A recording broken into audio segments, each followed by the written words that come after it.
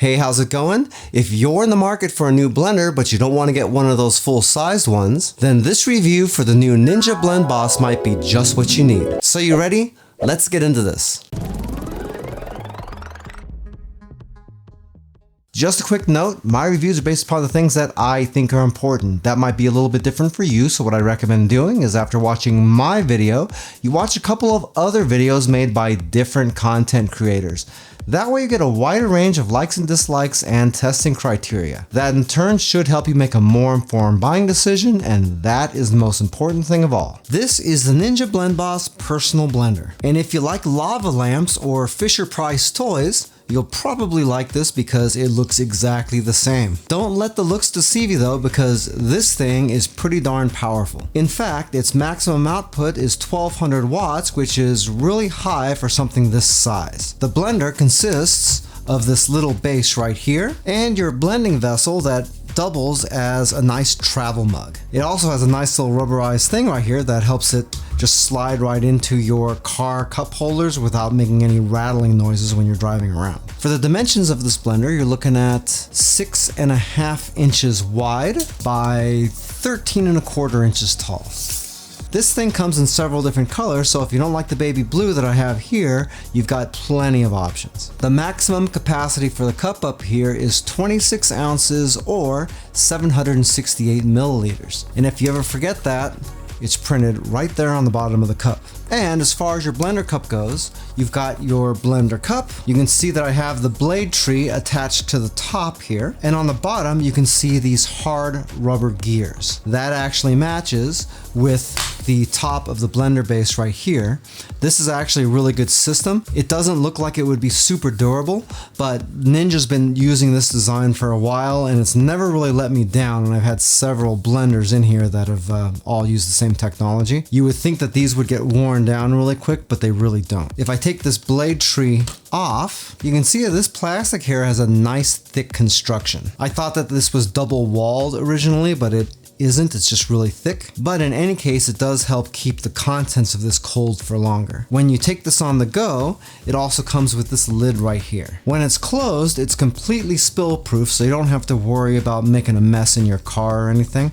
This button right here pops the top open like that. And here you can see the sip hole. You can see your silicone seal right here. And you can see the air gap right there that makes it easier to drink out of this. Right here is a pin, and that pin will go into that hole whenever you close the top like that, and that's part of the reason that you don't really get any leakage out of this at all. The hinge on the back is plastic, but it's a pretty darn thick plastic, and that's a pretty thick pin also.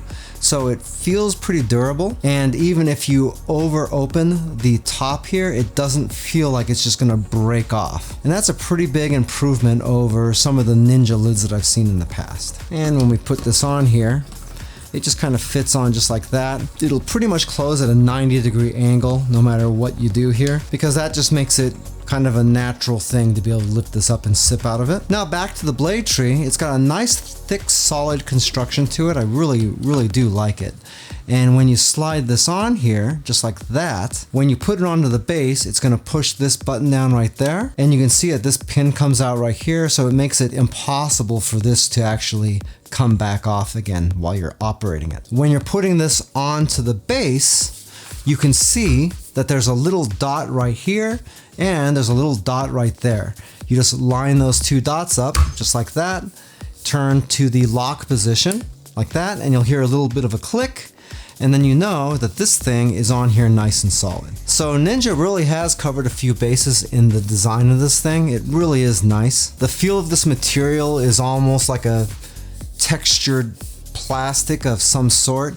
I kind of feel like this is some kind of spray-on covering or something, because I don't know, it feels like a matte rubberized type of surface, but I really could be wrong about that. In any case, I do like it quite a bit. Even the design underneath the base here, you do have these suction cups that will keep it from sliding around too much, but you also have these fins that will create a little bit of extra friction on whatever surface it's on that will kind of help keep it from moving around. I've got this sitting on a cutting board here, so the suction cups probably aren't going to do a very good job holding to this, seeing as how the wood is so porous. but that's okay. As far as operation goes, there's only a handful of controls on this blender. You've got your pulse button, just like you have on just about every blender, and then you have 3 auto IQ settings. Basically what auto IQ is Ninja's AI that they use for all of their blenders. For the most part, these 3 different settings just blend for slightly different amounts of time, and they turn the blender on and off at different intervals. It's not like Ninja's detect system though, so it's not measuring the torque on the blades or anything like that. It's a little bit more generic. The 3 settings here are designed for increasing hardness of stuff. The blend setting you would use for softer things. The smoothie setting you'd use if you're going to have a combination of frozen fruit or whatever in here along with liquids. Ice crush is for either crushing ice, chopping up completely frozen fruit, or you can even take ice and turn it into snow. Literally. That actually makes for some pretty good snow cones. If you use the pulse button, then you have a little bit more control of what's going on inside of your machine. You can hold that pulse button down and it'll keep going, or you can just tap it a few times if you just want to pulse the blades. You're going to find that you're probably going to end up using that pulse button a lot more than anything else on this, and that's usually because you don't really need to blend anything for all that long to get it to come out nice. The only other indicators we have on this are these lights down here. And I'll put one of these buttons so you can see them. You just saw them all light up. This is the progress bar. So you're going to start over here from the left side and it'll fill in as you get closer to the end of your blend cycle. So there's no little screen on this to tell you how much time is left on your blends or anything even close to that, just those lights. But to be completely honest, you probably don't need those anyway. Pretty much all Ninja blenders are pretty darn loud, and the Ninja BlendBoss is no exception. It's not as loud as a lot of their other blenders, but it is not quiet by any stretch of the imagination. So we're gonna do a little sound check so you can see exactly how loud it is.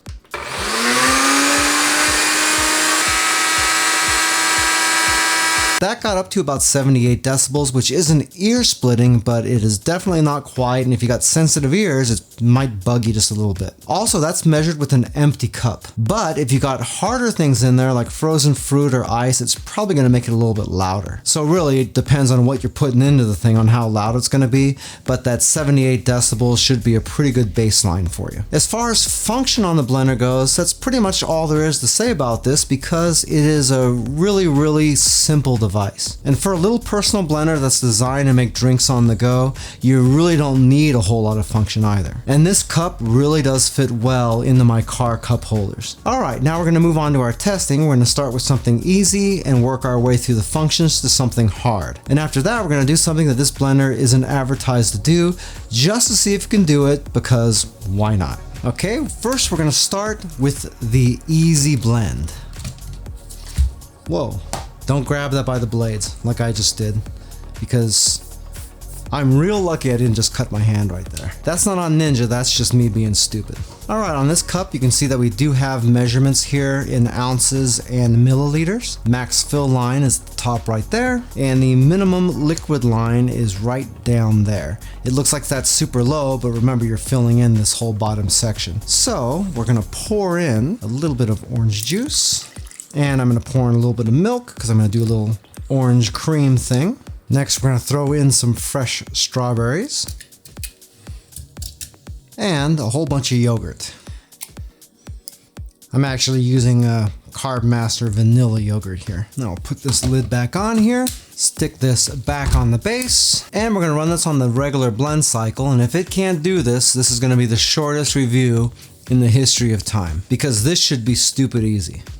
Hey, by the way, if this is your first time here and you want to learn some cool new recipes, get some great cooking tips and tricks and all sorts of other kitchen related things, then start now by subscribing to the channel and clicking the notification bell so you never miss a thing. Let's see how this looks. That looks really good. It's blended really smooth, actually. I can't see any seeds or anything in here from the strawberries, but strawberry seeds are pretty soft, so you probably wouldn't see too many of those anyway. I'm going to put this lid on here so I can test this out too, and let's see how well this works. Well, yeah, that's actually really good. It's nice and smooth. Kind of expected that to be that way anyway, because there shouldn't be any blender in the world that can't do this. But we got to build up suspense somehow, don't we? On to the next test. All right, now we're gonna get into doing something just a little bit more difficult. This is actually my go-to protein shake that I always drink when I get back from my bike workouts. I always do this in a full-size blender, so it should be interesting to see how this comes out in one of these little ones. So I've got some ultra-filtered milk, got some frozen strawberries, frozen blueberries, and some cookies and creams whey protein powder. This should be significantly harder for this thing to make. Okay, so this goes back on here once again. And this time we're going to be using the smoothie button.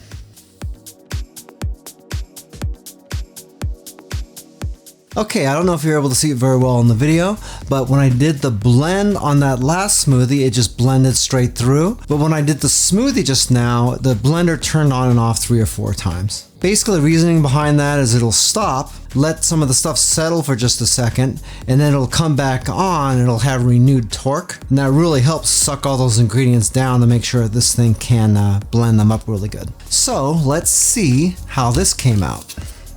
I'll tell you what, it sounded like it blended right through this thing because I didn't really hear any crunchies or anything going on in there. Ooh, that looks good. This is exactly the way I like my smoothies. See how that looks almost like it's a little bit more melty than soft serve ice cream? That's how I like my shakes. Just like that. Let me check and see how this tastes.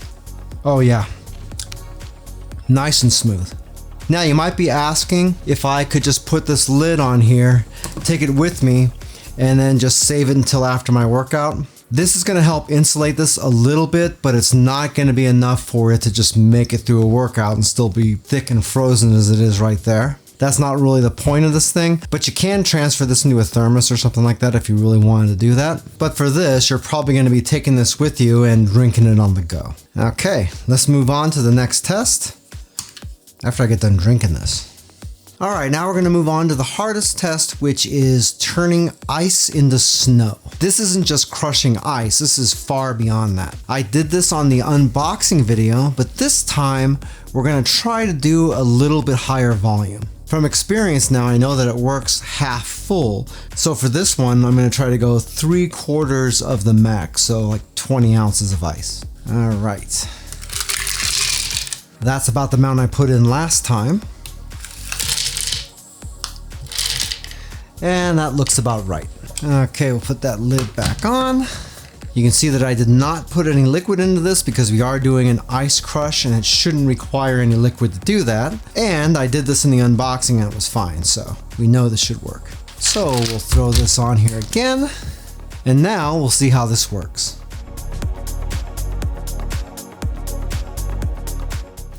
Okay, I stopped this halfway through to take this off and shake it up a little bit because we had one ice cube kind of popping around in there. But now it's done and I don't hear any noise. So let's see how this came out. Ooh. Woohoo! Look at that. That's a nice result. In fact, I'm going to pour this out in a bowl so you can see this a little bit better. Okay, I'll pour this in here. But look at this. This looks and feels just like actual real snow. In fact, if I take this, I can ball this up just like a real snowball. See? That's pretty cool, actually. And this has the makings of some really good snow cones too. I mean, look at that. That's just great.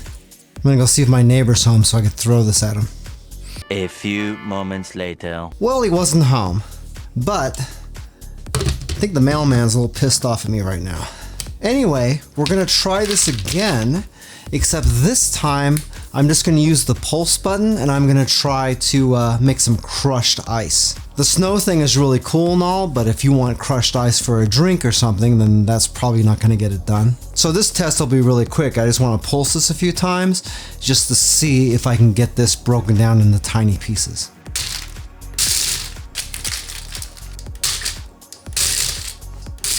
Okay, on this, I just gave it 3 or 4 super fast pulses. I mean, just holding the button down for just a split second. And this looks like it came out pretty darn good. I mean, I got some big pieces and small pieces in here, but you kind of expect that if you're doing it this way. But that's pretty good. Maybe a half second of runtime. Okay, now for our special test, we are gonna try to make some peanut butter in here. What? That's something that a lot of blenders fail at, but we're gonna give it a go and see how well it works. Some people make peanut butter just with the nuts, and some people add oil to it. I typically will add oil because I'm normally using dry roasted peanuts, but if you're not using dry roasted peanuts, you can get away with not putting any additional oil in there. That's the route that we're gonna try to go, so we're gonna throw in a whole bunch of these peanuts. If we put a lot of peanuts in here, then we're gonna have a better chance of success because we got a lot more stuff here in the container for the blades to grab onto. Throw this on, lock this guy on here. And there's a lot of ways you can do this. You could just let your blender go, but I don't really like doing that. I like to use the pulse button when I'm trying to make nut butters. That way I can just pulse it, let things rest, pulse it again, and just keep playing it by ear. And that way if I have to scrape the sides down or anything like that, once I got it broken down to a certain point, then we can either hold down that pulse button or we can run a regular cycle. The point is we want to separate some of that oil out of the nuts to help us blend the rest of the contents. And you can't really do that if you go full bore right at the beginning. All right, so let's see how this turns out. You did see in the video that I did take this off of the blender a couple of times to shake the contents, but that's not a big deal at all. And look at this. That is nice and creamy. If you like chunky peanut butter, you can get that too, you just don't run it quite as long, which is ironic because I actually like chunky better than I like the smooth stuff, but I was getting a little overzealous with this thing, I think. That was only maybe 2.5 minutes, 3 minutes. Good job, Ninja. All right, for our last bit of information, I'm gonna show you really quickly how to clean this up really effectively without having to scrub down in there. I just rinsed this out a little bit to get some of the caked on stuff off, just like I just rinsed the blade tree and left it kind of like this anyway, so that's all still pretty gross. So now all we're gonna do is add a little bit of Dawn dish soap into this. We're gonna add a little bit of hot water. I just filled this up about halfway. And then all we gotta do is just throw this on here and we just run a quick smoothie cycle.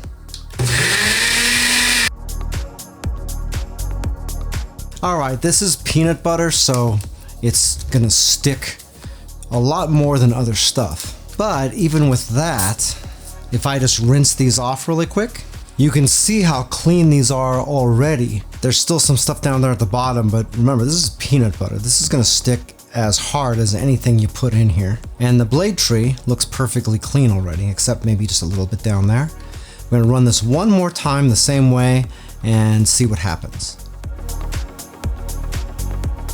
Okay, and after that, look how clean that is. You can actually do this on any blender that you have. It's a really easy way to clean it. That way you don't have to be touching these blades all the time and risk cutting yourself. But you can see it does a really great job. And then in the vessel, if you can see there down to the bottom, this is completely clean. There's not even any oil residue left from the peanut butter. So this is good to dry up and put back in your cabinet. Cool, huh? The Ninja BlendBoss personal blender really ticks a lot of boxes. It's convenient, it's small, it's powerful, and it can handle a wide variety of things. Since the blending vessel has that handle and the nice lid, then it makes it a really easy thing for you to take on the go as well. If you'd like a little bit more information about the Ninja BlendBoss personal blender, I do have an Amazon affiliate link for it down in the description of the video.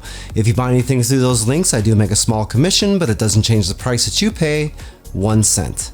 In case you haven't noticed, I now have the Joe's Phenomenal merch store online. You can see a few of the products I have available down below the video window, and if you go into Spread Shop from down there, you can see all the rest. I also have a link to the store down in the video description. All proceeds from the store go right back into the YouTube channel to try to make it just a little bit better experience for you. If you like this video, but you're looking for something more robust, then you might like my review right here for the Ninja Detect kitchen system. That's got everything you could possibly want, including extra cups, a second processing bowl, and even processing discs. Well, that's it for now. I hope to see you back again here really soon. Until that time, I'm Joe, and I hope you have a phenomenal day. Take it easy.